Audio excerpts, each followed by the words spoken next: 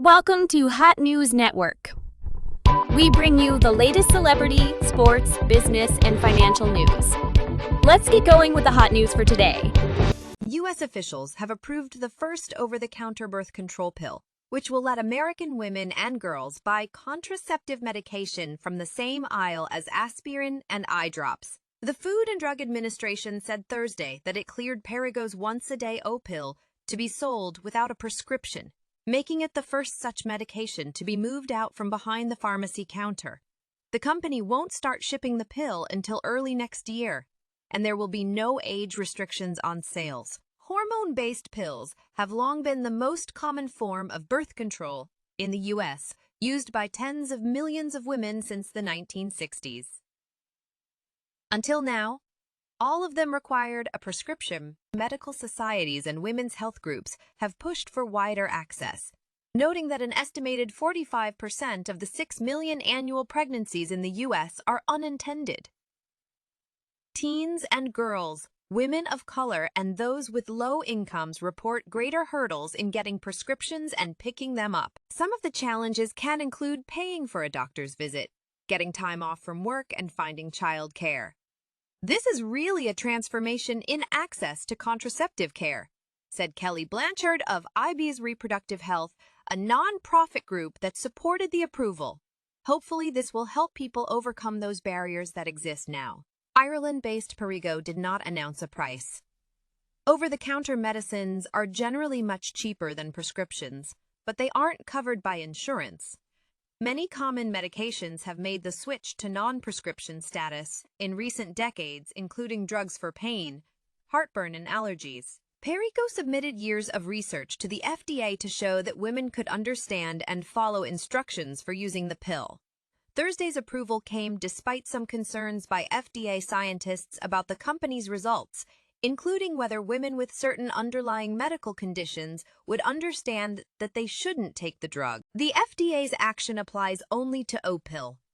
It's in an older class of contraceptives, sometimes called mini-pills, that contain a single synthetic hormone and generally carry fewer side effects than more popular combination hormone pills. But women's health advocates hope the decision will pave the way for more over-the-counter birth control options, and eventually for abortion pills as well. That said, the FDA's new decision has no relation to the ongoing court battles over the abortion pill mifepristone. The studies in Perrigo's FDA application began years before the Supreme Court's reversal of Roe v. Wade, which has upended abortion access across the U.S. With some states curtailing women's reproductive rights, the FDA has faced pressure from Democratic politicians, health advocates, and medical professionals to ease access to birth control. The AMA and the leading professional society for obstetricians and gynecologists backed O-pill's application for over-the-counter status. An outside panel of FDA advisors unanimously voted in favor of the switch at a hearing in May where dozens of public speakers called for O-pill's approval.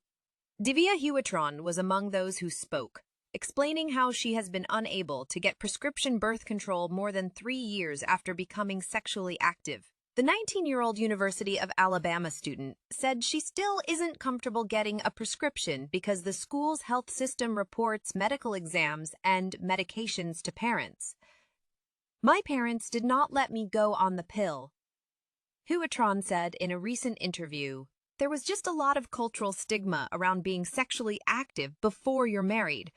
While she uses other forms of contraception, I would have much preferred to have birth control and use these additional methods to ensure that I was being as safe as possible." Huitron spoke on behalf of Advocates for Youth, one of the dozens of groups that pushed to make prescription contraceptives more accessible. The groups helped fund some of the studies submitted for O-pill, and they encouraged HRA Pharma, later acquired by Perrigo, to file its application with the FDA.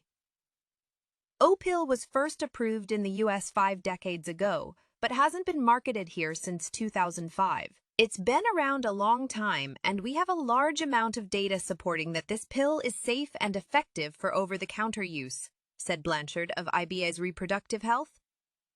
Newer birth control pills typically combine 2 hormones, estrogen and progestin, which can help make periods lighter and more regular. but their use carries a heightened risk of blood clots, and they shouldn't be used by women at risk for heart problems, such as those who smoke and are over 35. Opil has only progestin, which prevents pregnancy by blocking sperm from reaching the cervix. It must be taken around the same time daily to be most effective. In its internal review published in May, the FDA noted that some women in Perrigo's study had trouble understanding the drug's labeling information. In particular, the instructions warn that women with a history of cancer should not take the pill because it could spur tumor growth. And women who have unusual bleeding are instructed to talk to a doctor first because it could indicate a medical problem. Perrigo executives said the company will spend the rest of the year manufacturing the pill and its packaging so that it can be available in stores nationwide and online by early next year. Thank you for watching Hot News Network. We appreciate you. Please like this video and subscribe to our channel. Enjoy the rest of your day. Bye-bye.